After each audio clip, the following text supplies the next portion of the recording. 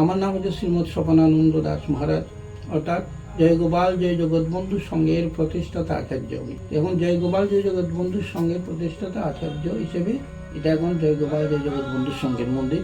মন্দিরের নাম হচ্ছে শ্রী শ্রী গোপালজি রাখা।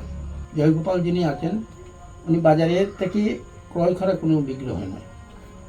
উনি প্রভুর কৃপায় ওই যারা ওই জায়গা দান করেছে ওই তাদের মধ্যেই যে কোনোভাবেই প্রভুকে পাওয়া হয়। পাওয়া হলে পরে মন্দিরে ওই গোপাল বিগ্রহ এখানে স্থাপন করা হয়।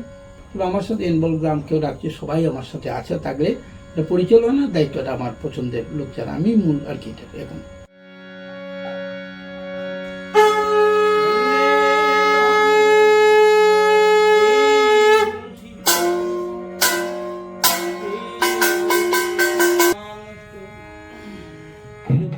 সাগর